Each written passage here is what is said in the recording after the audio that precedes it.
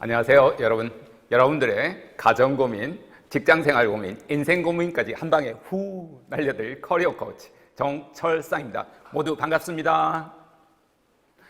목소리가 살짝 풀리지 않았는데요. 금방 한 1분이면 풀리니까 걱정하지 마시고 여러분 집중해서 들으시면 좋겠습니다. 저도 이제 직장 생활을 하게 되었어요. 본부장도 하고 전문 경영인도 하게 되었습니다. 그러면서 자기 개발 열심히 하고 리더십 공부도 열심히 했는데요.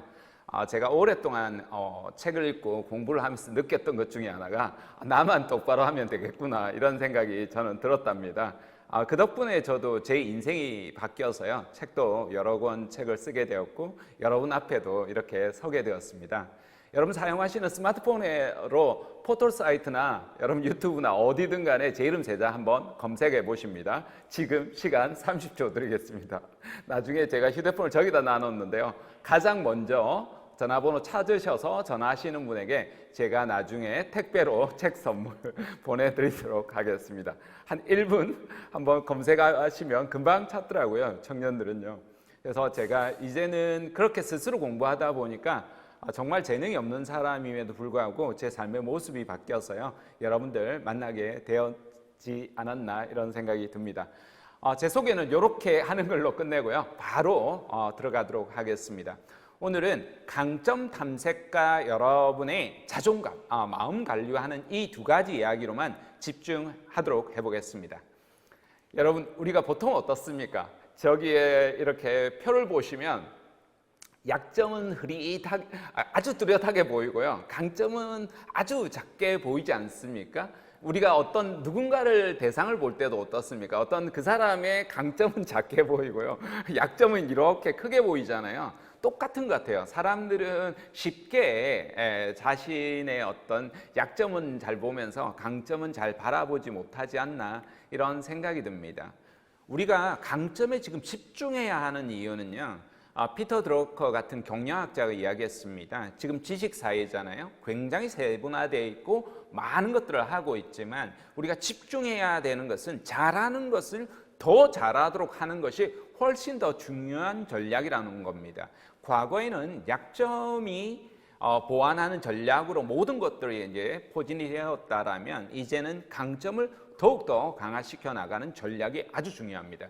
여러분 역시도 아마 고민들 많으실 것 같은데요. 나의 이제 강점이 무엇인가? 이미 잘 알고 계신 분들도 있겠지만 다시 한 번 더 탐색을 해보는 시간 가져보도록 하겠습니다. 여러분 성과를 낼 수 있는 여러분만의 핵심 강점은 무엇인가요? 채팅창으로 한 번씩 이렇게 올려주시면 제가 한 번씩 이렇게 보도록 하겠습니다. 강요하진 않을 테니까요. 편안하게 생각하신다라고 생각하시고 올려주시면 됩니다. 첫 번째로 핵심 강점 탐색법을 제가 한 5가지에서 6가지 정도 말씀을 드릴 건데요. 첫 번째가 최대한 많이 나열해 보는 겁니다. 잘하는 것을 몇 가지 정도요? 여러분은 몇 가지 정도의 강점이 있다고 생각하세요? 최대한 여러분 100가지 정도를 나열하려고 다짐하셔야 됩니다. 그러면 어렸을 때 저는 진짜 강점을 눈을 씻고 봤고 하나도 없다라고 이렇게 생각을 했었거든요. 근데 강점을 하나씩 이렇게 늘어놓는 겁니다. 첫 번째로 여러분이 가지고 있는 기술과 기능이 있습니다. 최소한 여러분이 이제 경력이 벌써 한 20여 년 정도가 넘어가실 건데요. 그럼 그동안에 해왔던 직업적인 기술과 기능이 있고요. 또 직업 외에 여러분이 번외로 또 잘하는 것들이 있단 말이에요. 그런 기술과 기능들이 뭐가 있는지를 착 나열하십니다. 지금은 그대로 넘어갈 거고요. 이 PPT는 나중에 원하시면 다 들을 테니까요. 캡처해 두시고 내가 가지고 있는 기술과 기능이 뭔지 한번 고민해 보십니다. 나중에 요걸 다 동그라미 치시면서 보셔야겠죠. 그 다음에 여러분이 가지고 있는 흥미와 적성이 있습니다. 그러니까 아주 어렸을 때부터 지금까지 이제 가지고 있는 게 있고 새롭게 이제 생기는 게 있는데요. 흥미라는 것은 어떤 여러분의 대상에 있는 부분들을 지속하게 만들 수 있는 힘이 있거든요. 사실 흥미가 있어도 잘 하지는 못할 수도 있어요. 저도 노래를 너무 좋아하지만 노래는 못하거든요. 음치, 몸치, 박치예요. 하지만 적성은 이제 잘하는 거예요. 이 두 가지가 이제 결합되어서 여러분이 하는 것들이니까요. 그게 또 무엇이 있는지 하나씩 탐색을 해보십니다. 마지막으로 여러분 타고난 기질적 부분이 있어요. 성격이 있고 이 두 가지에서 여러분 장단점이 있단 말이에요. 타고난 성격이 있다면 거기에 장점이 있지만 외향이라고 하면 외향의 장점이 있지만 그 나름대로 단점이 있어요. 내향이라고 하면 내향대로의 장점이 있지만 그 나름대로 다 단점이 있거든요. 신이 오묘하게 만들어놨단 말이에요. 그래서 그것을 그대로 그렇지만 여러분이 가장 자연스러운 거예요. 본질적으로 가장 나다운 것들을 이제 끄집어내서 그걸 당연히 이제 긍정적인 측면으로 여러분이 바꿔 나가는 것이 중요하겠죠. 이렇게 해서 무작위로 나열을 하는 겁니다. 여러분이 이미 이제 50대의 나이가 들어섰다라면 첫 번째가 이렇게 브레인스토밍을 하듯이 나열을 하는 겁니다. 여러분 중에서도 책을 쓰신 분도 있고 그럴 수도 있겠지만요. 학위도 높으신 분도 계시겠지만 첫 번째로 이렇게 나열을 하고 나면 이런 것들을 대중은 안 좋아합니다. 그러면 뭘 해야 되느냐? 카테고리라이즈, 그러니까 범주화를 해야 됩니다. 그러니까 여러분이 뭘 잘하는지 그리고 여러분이 해왔던 업적이나 여러분이 가지고 있는 지식이나 이런 것들을 이제 범주화를 하고 매뉴얼을 만드셔야 되는 것들이 되게 중요하고 그 중에 가장 큰 강점이 무엇인지 또 그 나름대로 여러분 책을 쓴다라면 가장 강조하고 싶은 부분이 무엇이 있는지 혹시나 여러분이 이직을 한다라면 이직하는 회사에다가 무엇을 강조하고 싶은지 나는 어떤 핵심 역량이 있는 인재인지를 어필하셔야 되잖아요. 그러면 이제 한 3가지 정도가 좋습니다. 왜냐하면 지원하는 또 회사나 업종이나 여러분 강조하고 싶은 책이나 유튜브나 이런 채널에 따라서 다 달라지겠죠. 저 같은 경우에는 코칭 능력을 어렸을 때는 생각도 못한 것들입니다. 사람마다 패턴 인식 능력이 있습니다. 디자인만 봐도 디자인을 어떻게 해야 되는지 패턴 인식하는 사람이 있고요. 프로그래밍 잘 짜는 사람은 어떻습니까? 프로그래밍 언어가 저절로 들어오는 거죠. 건축하는 유현진 교수 같으면 도시를 어떻게 설계해야 되는지 이런 부분이 확 들어오듯이 저는 한 개인을 상담을 하면 그 전체에 어떤 사람의 문제가 이렇게 들어오고 어떻게 해결하면 좋겠다 이런 부분들이 들어와요. 그런 것들이 이제 경험을 통해서 오랫동안 제가 상담을 한 20년 정도 해오면서 얻었던 건데요. 그러면 이제 코칭 능력이라고 이런 식으로 강조한다라면 그 분야에 제가 다른 분야에 지원을 한다라면 아주 이제 높은 평가를 받을 수 있겠죠. 한 어떤 내담자의 이야기를 들음으로 인해서 그 사람의 인생의 전체 문제가 들어오고 어떻게 해결해 나가야 되는지 알 수 있다. 이렇게 하면 끌리지 않겠습니까? 이런 식으로 이제 뽑아내야겠죠, 그죠? 첫 번째는 나열을 하고 그다음 범주화. 모든 게 마찬가지입니다. 여러분이 가지고 있는 모든 지금까지의 노하우 지식들을 마구 일단 나열한 다음에 그걸 범주화를 해야 됩니다. 그 작업을 잘 하시면 여러분 책이든 논문이든 나중에 새로운 어떤 발명을 하든 뭘 하시든 간에 충분히 하실 수 있을 겁니다. 두 번째가 질문법입니다. 질문을 잘 하셔야 되는데요. 이 영화 여러분 보셨나요? 내겐 너무 가벼운 그녀라는 영화인데요. 주인공이 잭 블랙입니다. 잭 블랙이 엘리베이터 안에서 저 남자를 만나게 됩니다. 저 남자가 누구냐면요. 미국의 앤소니 라빈스라는 동기부여 강연가인데요. 피지에 자기 섬이 있고 개인 전용 비행기가 있고 대통령이라든지 장차관들 이런 사람들을 코칭해 주는 분입니다. 연간 수익이 300억 정도가 된다라고 하더라고요. 엘리베이터 안에서 1시간 동안 이제 갇혀 있는데요. 이런저런 이야기를 이제 처음에는 저렇게 있다가 엘리베이터가 사고가 나서 이제 갇히게 되거든요. 그런데 이야기를 해볼수록 이 잭 블랙 주인공의 머릿속에 똥덩어리가 들어가 있다는 사실을 알게 됩니다. 왜냐하면 연애를 이야기하는데 모든 여자를 아름답고 쭉쭉 빵빵한 이런 여자들만 좋아하는 부분이 있었던 거죠. 그러니까 사랑이라는 것에 대한 아주 잘못된 관념이 들어가 있구나 이런 생각이 듭니다. 그래서 이 사람의 한 이야기가 물론 영화 속에서 한 이야기는 아니고요. 책 속에서 내 안에 잠든 거인을 깨워라 책 속에서 한 이야기인데요. 수준 높은 질문이 수준 높은 인생을 만든다라는 겁니다. 어떻게 하면 여자를 꼬실 수 있을까? 이렇게 생각해서는 안 된다. 어떤 사랑을 해야 되는가? 어떠한 사람이 진정한 나와 사랑할 수 있는 사람인가? 그 사람의 기준을 이제 외모가 아니라 아름다움으로 이렇게 보게 됩니다. 그러다 보니까 여자친구를 자랑하고 싶어서 이제 친구들 앞에 데려갑니다. 기네스 펠트로처럼 예쁜 여자라고 생각하고 자기 여자친구를 데려갔는데요. 보시면 그림자가 있잖아요. 실제로 몸무게가 100kg 넘어가는 여자친구를 데려오니까 친구들이 돌았냐 이렇게 이야기하면서 웬 코끼리를 데려왔느냐고 막 놀리거든요. 근데 이 영화는 항상 우화적 상상이잖아요. 실제로 이제 아주 이제 내적 아름다움을 바라보다 보니까 외모에 그렇게 흔들리지 않는 거죠. 실제로 여자친구들을 나중에 예쁜 여자친구들을 소개시켜 주는데요. 마귀 할멈처럼 이렇게 보이거든요. 그러니까 우리가 질문이죠. 사랑이란 무엇인가? 난 어떤 사람하고 사랑해야 되는가? 나는 어떻게 인생을 살아가야 하느냐? 이런 질문법이 첫 번째로 우리가 강점을 찾는 아주 중요한 부분입니다. 우리가 영화 레미제라블, 소설로도 여러분이 레미제라블 보신 분들 있으실지 모르겠지만요. 동화책이 아니죠. 2500페이지가 되는 대소설입니다. 빅토르 위고가 아주 가난한 사람의 연민의 정, 그리고 가진 권력자들에 대한 분노, 비평 이런 것들이 담겨 있습니다. 영어로 보면 저게 더 미저러블이거든요. 가난한 사람들이지만 그들이 훨씬 더 위대한 마음이 있을 수도 있다는 걸 일깨워 주기 위해서 이야기합니다. 다시 감옥에 가겠다라고 하는 순간 장발장에게 신부님이 뭐라고 합니까? 그건 내가 형제에게 준 선물입니다 라고 이야기합니다. 그리고 은초대까지 내어주잖아요. 그때 질문을 합니다. 세상이 나를 버렸으니까, 세상이 나를 이렇게 가혹하게 하니까 내가 한 행위를 정당하게 만들지 않습니다. 질문을 자기 안으로 하죠. 이런 상황에서도 나는 인생을 어떻게 살아야 하는가? 그리고 정말 새로운 도시에서 새로운 이름으로, 마들렌이라는 이름으로 정말 성실하게 일해서 사학가가 되고 그 명망 있는 시장이 됩니다.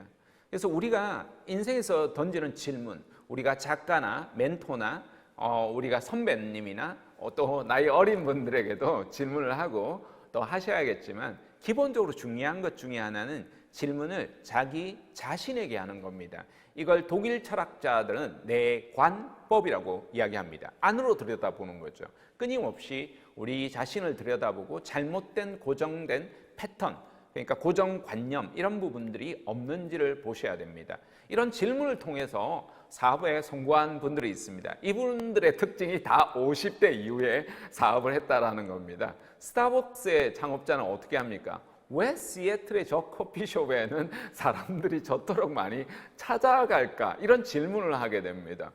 맥도날드를 창업했던 레이 크록이라는 분은요, 아이스크림 기계 세일즈맨이었습니다. 근데 맥도날드 형제가 아이스크림 기계를 주문하는데요, 빨리 이제 아이스크림이 나올 수 있도록 이렇게 기계도 8대나 주문하면서 동시에 회전이 될 수 있는 이런 기계를 비쌈에도 불구하고 주문하는 거예요. 도대체 어떻게 이렇게 조그만한 가게에서 그렇게 많은 것들이 필요할까 하고 줄을 서서 맥도날드 햄버거를 먹다가 깜짝 놀랍니다. 이게 내 모든 것을 걸고 해야 되겠구나, 이런 질문을 하게 됩니다. 마찬가지로 KFC인가요? 샌더스 대령이라고도 이렇게 하긴 했었는데요. 커널 샌더스라고 하는데요. 이분은 직장인들이 이제 식사할 때마다 왜 이렇게 먹을 게 없어? 이렇게 한탄하는 이야기를 듣고 어떻게 하면 이 사람들이 간단하게 맛있게 이렇게 한 끼의 식사를 대접할 수 있을까? 그러면서 어머니가 만들어줬었던 그것을 바탕으로 해서 켄터키 프라이라는 것을 만들면서 전 세계 글로벌 기업의 창업자가 되죠. 이런 것처럼 우리가 이제 질문법을 사업으로도 이용을 할 수 있고요. 우리 내면의 평화를 위해서도 좋습니다. 어떤 사람은 우리 내면에 영적 자아가 있다라고 하기도 하고요. 신성이 있다고도 하고 초자아가 있다라고 하잖아요. 우리가 끊임없이 우리 자신과의 대화를 해야 되는데요. 근데 우리가 나이가 들면 들수록 이런 자신과의 대화법을 오히려 잃어버리거나 잊어버리는 경우가 되게 많습니다. 왜냐하면 귀찮거든요. 끊임없이 알람이 울리니까 너무너무 싫잖아요.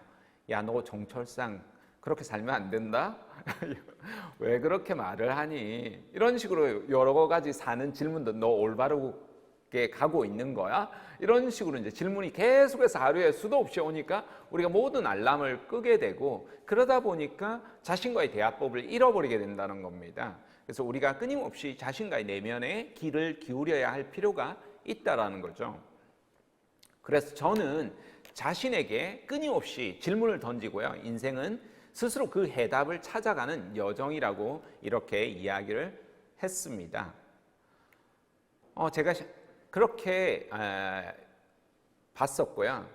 세 번째가 약점을 통해서 이제 강점을 탐색하는 겁니다. 여러분이 메모지가 있다라면 지금 약점을 한번 세로로 쫙 써보십니다. 세로로 써보시면서 제 이야기를 들으면서 그 약점이 어떻게 강점이 될 수 있는지 한번 고민해 보시기 바랍니다. 자, 잔소리가 많다. 잔소리 많은 사람 여러분 좋아하세요? 누가 좋아하겠습니까? 아무도 없겠죠? 예, 짜증, 분노, 예민한 사람 여러분 좋아하십니까? 말이 많은 사람, 자기 말만 하는 사람 좋아하십니까? 성급하고 조급한 사람, 경박한 사람, 가벼운 사람 여러분 누가 좋아하겠습니까? 그런데 이 잔소리가요, 코칭이 될 수 있다는 겁니다. 그러려고 하면 필요한 것 중에 하나가 제가 이거 다 이제 보여드리고 나서 말씀을 드릴게요. 그럼 뭐가 필요하느냐면요, 이게 사랑과 믿음과 거기에 대한 대안이 필요합니다. 제가 이렇게 말로 하면 여러분이 어떤 의미인지 안 들어오니까 제 신뢰를 들어서 말씀을 드리겠습니다. 이거 다 제 이야기 맞습니다. 부끄럽지만 고백하는 겁니다. 부부 동반에 이렇게 모임에 갈 때가 있잖아요.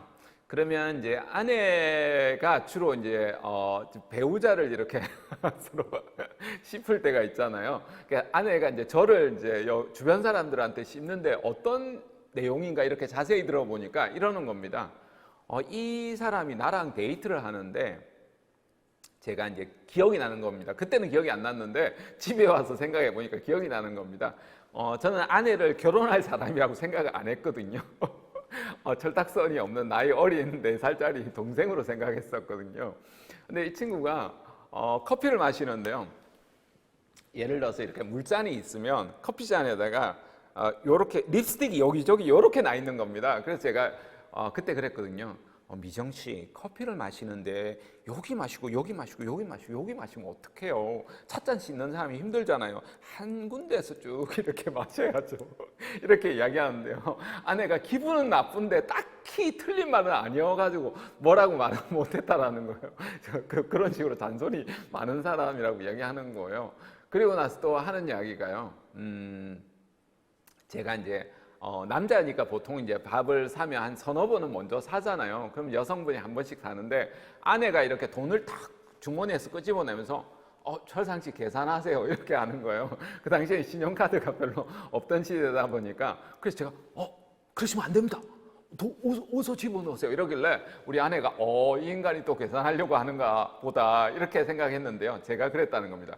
그렇게 하시면 안 되고요, 미정 씨 여기 영수증이 있잖아요. 요 밑에다가 돈을 살짝 깔아서 요렇게 주셔야죠. 자, 다시 한번 해보세요. 이렇게 했다는 겁니다. 여러분 어떤 의미인지 알겠죠? 그걸 가지고 이 인간이 이렇게 했다는 거예요. 저는 생각이 나는 거예요. 왜 그랬을까? 제가 생각해 보니까 저는 아내를 이제 결혼할 대상이라고 생각 안 했었고요. 정말 숙맥이었었거든요. 요건 요렇게 해서 시집을 못 가겠다. 이런 생각이 있어서 제가 이렇게 이제 연애 코칭, 제가 대한민국 1호 연애 코치가 될 수 있었는데요. 그렇게 해서 제 아내를 제대로 가르쳐서 연애를 해서 누군가로부터 결혼을 할 수 있도록 만들려고 했는데 아무래도 그게 안 될 것 같아서 제가 데리고 결혼한 겁니다. 제가 진짜 솔직하게 이렇게 고백하는 겁니다. 잔소리는 안 좋은 겁니다. 그럼 잔소리가 코칭이 되려면요, 제가 첫 번째 장점이 코칭이라고 했잖아요. 그러니까 첫 번째로 그 대상에 대한 진짜 사랑과 믿음이 있어야 돼요. 두 번째가 정확한 대안을 줘야 돼요. 너 인생 잘 살아야지. 뭐 어떻게 잘 살란 말인지, 너 일 잘해야지. 어떻게 잘해야 하는지 구체적인 방법을 제시해 줘야 되잖아요. 근데 대부분의 사람들이 그렇게 안 하는 거예요. 그 다음이 표현력이에요. 완곡한 표현을 해야 돼요. 신경질적으로 이렇게 하면 안 되잖아요. 그런 것처럼 표현력, 이런 것들이 이제 에너지원이에요. 그러니까 단순히 말장난이 안 되려면 약점을 이렇게 나열하고 그게 강점이 되기 위해서 필요한 에너지원들이에요. 그걸 여러분이 이제 쓰셨잖아요. 그러니까 그렇게 이제 생각을 해보시면서 바꾸시면 정말 생각지도 않았던 강점들이 탄생이 됩니다. 놀라운 강점들이 진짜 언뜻 보면 다 단점이잖아요. 이게 다 강점이 될 수 있다는 거예요. 이게 온전한 자기다움이에요. 그러니까 악하게 되는 게 아니라 그 필요한 에너지원, 이게 무엇인가 여러분이 생각해 보시면 도움이 될 수 있다. 이렇게 말씀드리고 넘어가겠습니다. 얼굴이 지금 붉어지지 않았나요? 부끄러워가지고. 네 번째가요, 인터뷰입니다. 주변 사람을 인터뷰하는 겁니다. 여러분 가까운 사람, 직장 상사, 직장 동료, 직장 부하 직원, 대학교 때 친구, 고등학교 때 친구, 부모님, 형제, 자매, 배우자, 자녀에게도 물어보는 겁니다. 그렇게 해서 여러분이 생각할 때 내 강점은 뭐라고 생각하시나요? 이런 식으로 이제 문자를 보내시거나 카톡을 보내시고 화면 캡처를 받아두는 거죠. 그리고 나서 공통적으로 이 사람들이 나라고 했을 때 어떤 이미지를 떠올리는가, 어떤 강점을 이야기하는가 캡처를 해두시고 이제 연상을 하셔야 됩니다. 나열을 하셔야겠죠. 이렇게 하면서 여러분이 정말 생각지도 않았던 강점을 여러분이 찾게 됩니다.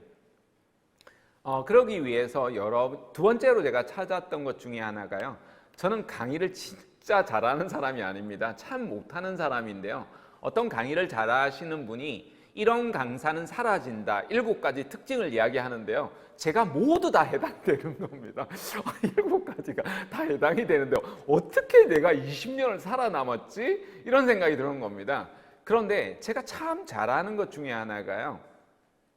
이야기의 스토리가 하나하나가 있습니다. 아주 짧은 스토리, 그러니까 1분짜리 스토리에서부터 1시간 정도에 이렇게 특강을 하더라도 최소한 스토리가 한 30곡지 정도가 있습니다. 그러니까 이야기가 되게 쉽게 들어오는 부분이 있고요. 어떤 청중이 이렇게 같이 또 인연이 되어서 식사를 하게 되었는데요. 그분이 저에게 스토리텔러 기질이 있다라고 이렇게 말씀해 주시더라고요. 우리가 조선시대에도 이야기꾼이라는 실제로 직업이 있습니다.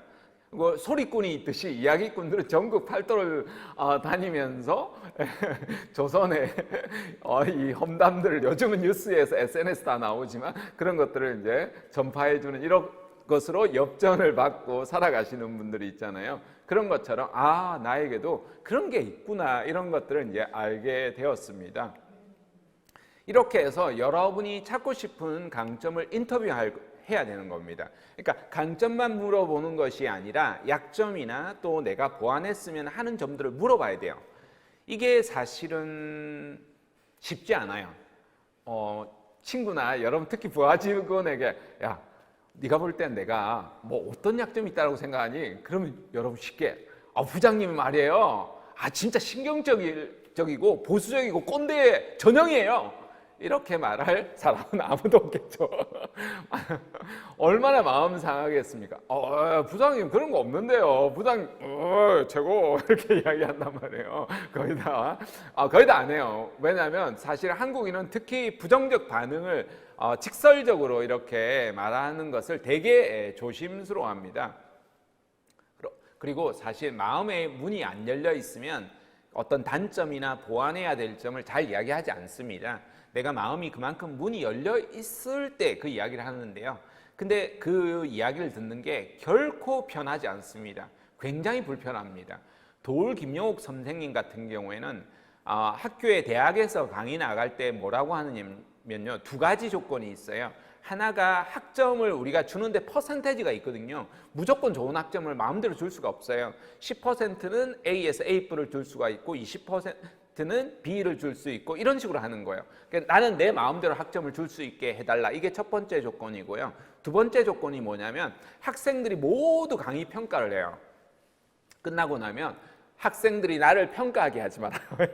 왜냐하면 너무 악평이 많으니까 평가하게 하지 마라. 수준이 안 맞는 애들이 나를 감히 평가하다니. 왜냐하면 쉽지 않은 거예요. 남이 어떤 말을 했을 때 그걸 정말 그대로 받아들이기가 쉽지 않거든요. 그래서 단점 이런 부분들도 사실 쉽지 않지만 그렇게 들여다보면서 배우는 부분들이 분명히 있어요. 이렇게 해서 여러분들의 단점도 솔직하게 물어보시면서 배워나갑니다. 인터뷰 질문지를 조금 만드시고요. 그냥 간단하게 네가 생각했을 때 내 강점은 뭐야? 이렇게 말하는 것보다는 조금은 더 디테일한 계획을 가지고 철저하게 한 달 정도 여러분이 인터뷰를 하는 게 되게 좋습니다. 저도 직장 생활을 그만두고 뜻한 바가 있어서 세상의 동기부여 강연가가 되겠다 이런 목표를 가지고 나와서요. 인터뷰를 여기저기 정말 질문을 많이 했었거든요. 그래서 뭐 직장 동료에서부터 고등학교 동기, 중학교 동기, 초등학교 동기, 그리고 심지어 이제 부모님에게도 내가 어떤 아이였었는지, 어떤 걸 잘했고 어떤 걸 못했는지 이런 것들을 이제 인터뷰 질문들을 딱 대상들도 다르게 하면서 해 나갔었는데요. 그때 했던 것들이 굉장히 큰 도움이 되었습니다. 다섯 번째가 산맥 타기 기법이라고 저는 이야기하는데요. 이게 과거를 되돌아보는 거예요. 아주 어린 시절부터 여러분이 과거의 모든 에피소드들을 되돌아보는 건데요. 세로 축에는 여러분이 0에서부터 마이너스 5까지 플러스 5까지를 기록하시고요. 가로축으로는 여러분 나이선을 기록하는 거예요. 그리고 나서 여러분의 인생에서 좋았던 사건, 성과가 있었던 것들, 현명하게 판단했었던 어떤 의사 결정 이런 모든 내용들을 다 써보는 거예요. 어렸을 때 제 별명이 버스집 아이였었거든요. 제가 버려진 버스에서 중학교 3학년 때까지 성장을 했었거든요. 그러면 이제 그런 사건들을 하나하나 다 써보는 거예요. 그리고 또 위에 있는 부분은 내가 즐겁거나 어떤 성과를 냈던 거잖아요. 이렇게 이제 사건을 지금은 제가 한 30가지에서 50가지인데요. 한 100가지 정도 쓸데없어 보이는 것까지도 무조건 여러분 정리를 하셔야 됩니다. 특히 이제 여러분 나이에서는 인생이 이제 전반기가 딱 끝나는 시점이잖아요. 인생 전반기를 한번 정리할 필요가 있거든요.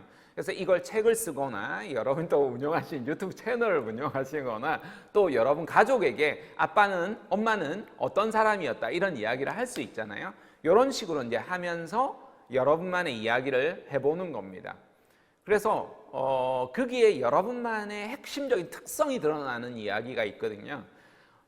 저도 경기도 일산에서 처음으로 이렇게 집을 샀습니다. 평생 이제 무허가 주택에서 월세에서 전세에서 이렇게 살다가 경기도 일산에 제가 집을 사고 처음으로 제가 이제 대중 강연을 하면서 했을 때였는데요. 촌놈이다 보니까 제가 이게 그 당시에 경의선이 서는 공사 할 때였었는데요. 편도로만 다니던 것을 이제 복성공사를 했었는데 그걸 모르고 서울 방면이라고 무조건 탔다가 열차를 잘못 타게 되어서 그 열차를 놓치게 되면 강의를 이제 놓칠 수 있었던 거예요. 근데 보통 사람 같았으면 포기했을 건데요. 저는 진짜 재능은 없지만 절대 포기하지 않고 전력을 다해서 살아왔거든요. 그러니까 플랫폼으로 뛰어들었습니다. 이렇게 양복을 입고 양쪽에 가방을 들고도 진짜 전력을 다해서 뛰어서 그 500m 정도를 달렸는데요. 물론 한 200m 정도를 달리니까 왜 양복 입은 놈이 왜 저렇게 뛰는지 몰라가지고 갑자기 이제 무전을 서로 이제 해서 신호를 하더니 열차를 세워주더라고요. 여러분 달리는 열차 세워보셨습니까? 지금은 그렇게 세우면 경범죄입니다. 지금 세우면 안 됩니다. 이게 한 20년 전의 이야기다 보니까요. 충분히 그때 제가 했던 거고요. 그렇다면 제 강점은 정말 포기하지 않고 전력을 다하는 이런 스토리가 되겠죠. 이런 식으로 여러분만의 강점을 만들어내는 스토리들, 사건, 에피소드들을 찾아보는 겁니다. 그걸 아주 이제 유소년 시절부터 해서 지금의 중장년 시절까지 전부 다 한번 기록을 해보는 것은 대단히 의미 있는 작업들입니다. 그래서 여러분들이 꼭 한번 그냥 강의 듣고 끝내지 마시고 오늘 밀린 숙제가 많으실 겁니다. 보니까 여러분 강의도 쉬는 시간 없이 빡빡하게 하시더라고요. 게다가 저도 강의 내용을 빡빡하게 가져왔거든요. 100장 이상을 가져와서요. PD님이 도대체 이 강의를 1시간 이내에 다 할 수 있느냐 이렇게 물어보길래 네, 다 할 수 있습니다. 잡소리 안 하고 끝까지 한번 해보겠습니다. 이렇게 해서 한 거니까요. 나머지 과제들은 여러분이 한번 해보시기 권합니다. 자, 이 강점이 드러나기 위해서는 필요한 태도가 있습니다. 첫 번째로 여러분을 과소평가하면 안 됩니다. 과대평가하는 사람들 여러분 보면 싫잖아요. 차라리 과대평가하는 게 낫습니다. 그러니까 과소평가하면 굉장히 역량이 있는 사람인데도 자기는 아무것도 아닌 존재라는 거예요. 그러니까 상담을 하면서 가장 걱정이 되시는 분이 선생님, 교수님, 저 같은 인간은 죽어 마땅해요. 이렇게 말하는 사람들 가끔 있거든요. 아주 재능 있는 사람들임에도 불구하고 그럴 때가 있어요. 절대 여러분을 과소평가하지 않는 것이 중요하다 볼 수 있습니다. 두 번째가 이제 편견입니다. 우리가 나이가 들수록 어떤 특정한 사고들이 있거든요. 그러면 이 프레임이라는 것이 이제 최인철 교수님이 이렇게 쓴 책이긴 하지만요. 프레임이 마치 이제 나쁘다라고 우리가 착각을 할 수가 있는데 프레임은 결코 나쁜 건 아닙니다. 어떤 사고를 빠르게 이제 판단할 수 있는 틀을 주기 때문에 되게 좋은데요. 근데 문제는 이 프레임 틀이 이제 잘못 짜졌을 때가 이제 문제가 발생이 되는 겁니다. 그래서 내가 가지고 있는 이 프레임, 사람을 바라보는 프레임, 어떤 세계를 바라보는 프레임, 직장을 바라보는 프레임, 이런 프레임에서 뭐가 문제가 없는지를 항상 검토를 하셔야 돼요. 세 번째가요. 저분도 제가 가르친 제자예요. 30대에 이렇게 일본에서 프로그래머인데요. 한국에 오려고 했었는데요. 키가 작고 이제 몸무게가 키가 150에 몸무게가 36kg이었어요.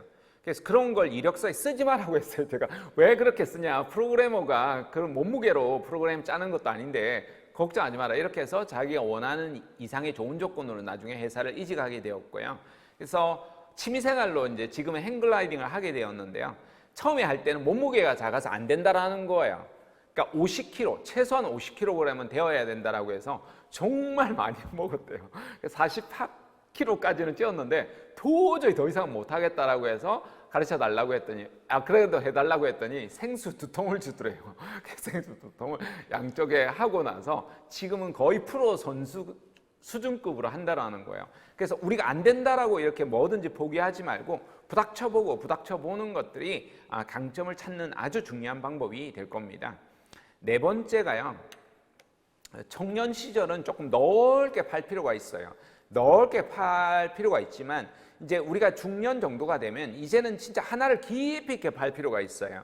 그래서 하나를 딱 잡았다라고 하면 잡았는데도 불구하고 쓸데없이 여러 군데를 파야 되니까 파야 된다라고 하시는 분인데 그런 바보 같은 짓을 하면 안 됩니다. 하나를 붙들었다 찾았다 싶으면 진짜 깊숙하게 파고들어야 되고요. 집요하게 파고들어야 됩니다. 그래서 저도 사실은 직업이 제가 지금까지 36가지 직업을 했습니다. 여러분 중에서는 좋은 직장에 계시니까 직장을 한두 군데만 다니신 분들도 있겠지만요. 저는 첫 직장을 좋은 데를 많이 다니지 못하다 보니까 정말 많은 것을 다니게 되었고 그렇지만 그 많은 곳을 다니다가 제가 이제 이 취업 진로 지도 전문가 또는 커리어 코치라고도 많이 하는데요. 그 일을 하면서 20년 동안 집요하게 파고들었습니다. 그 덕분에 사람들한테 여러분 앞에도 서게 되었고요. 대중들 앞에도 서게 되었습니다. 그래서 하나를 집요하게 파고들어야 된다. 그렇게 20년을 파고들었던 결과입니다. 여러분 수영 잘할 수 있는 방법 뭐가 있나요? 여러분 수영 잘하세요? 어떠세요? 저는 중학교 때 수영장에서 구조당한 적이 있습니다. 중학생이란 나이가 되게 애매한 나이거든요. 어린이 풀에 가기엔 너무 낮고 어른 풀에 가기에는 왠지 조금 그래서 어른 풀에 갔다가 바로 요 1m를 못 가겠는 거예요. 계속 이렇게 하다가 제가 부끄러워서 살려주세요. 물 먹으면서 계속 했거든요. 지나가던 사람이 돌았나 이런 표정으로 가시는 겁니다. 도저히 물을 너무 많이 먹어서 안 돼서 살려주세요. 이렇게 해서 구조당한 기억이 있거든요. 그렇게 해도 우리가 인생의 깨달음을 못 얻거든요. 나이 30 될 때까지 저는 그렇게 수영을 안 배웠습니다. 맨날 튜브에만 이렇게 매달려 있었죠. 근데 친구들하고 이렇게 단체로 이제 예전에 상주 해수욕장이라는 곳을 갔습니다. 근데 유일하게 이제 튜브를 타고 있는 분이 일찍 결혼한 여자친구의 아내분이 있었습니다. 물론 동생처럼 이렇게 잘 친한 친구였어요. 그 친구의 튜브에 제가 매달려 있었거든요. 그랬더니 친구들이 저를 보고 저 새끼 뭐야 이런 표정으로 갑자기 조스대가 밀려오는 느낌이 들더라고요. 튜브에서 저를 끌어내더니 바닷가 한가운데 팍 빠뜨리고 가는 겁니다. 그 표정을 보니까 너무 행복해하는 표정으로 자지러질 듯이 웃는 겁니다. 그래서 저는 꼬르륵 하고 내려갔다가 꼬르륵 하고 올라올 때마다 보니까 친구들이 더 행복한 표정을 짓고 있더라고요. 더 이상 제가 안 올라오니까 친구들이 진짜 수영을 못하는가 보다 하고 구조해가지고 인공호흡을 하려고 하길래 그때 제가 정신이 깨어서 기싸대기를 이렇게 한 대 때렸죠. 그때 이제 제가 수영을 배웠는데요. 수영 선생님이 그러는 겁니다. 아저씨 파닥거리지 마세요. 그러니까 수영 못하는 사람은 마구마구 이렇게 하거든요. 산손이 가고 나면 그죠, 뒤에 손이 이렇게 와야 되는데 막 이렇게 하는 겁니다. 그리고 여러분 처음에 배우면 다리로만 발차기 하지 않습니까? 수영 못하는 사람은 바로 중간에 쉬어오고 가면 또 뒤에 있는 사람이 오고 뒤에 있는 사람이 오고 하잖아요. 아저씨 물 먹어도 안 죽어요. 몸에 힘 빼세요. 이런 이야기를 하는데 하나도 안 들리는 겁니다. 두려워하지 마세요. 이런 이야기를 하잖아요. 근데 수영을 2달 하고 3달 하니까 이제 몸에서 들리기 시작하는 겁니다. 어떻게 해야 되는지 하나씩 들리는 거죠. 우리가 대부분의 경우에 지식들은요, 여러분이 상당한 방대한 부분들이 들어가 있습니다. 문제는 이게 몸으로 익히지 못한 경우가 많습니다. 그래서 내가 몸으로 모든 것들을 적용해 보는 것들이 아주 중요하다는 겁니다. 그래서 배운 것들을 몸으로 적용해봐야지 여러분이 이제 강점으로 익어나기 시작한다라는 겁니다. 그렇게 해서 강점 탐색에 도움되는 책들이니까요. 여러분 꼭 한번 다 읽어보시기 권합니다. 제가 하나하나 설명을 드리지 않겠습니다. 필요한 부분들은 사진 바로 캡처해 두시고 하시고요. 또 필요한 부분은 교재 이렇게 달라고 하시면 제가 원래는 돈도 드는 건데요. 다 공유해 드리도록 하겠습니다.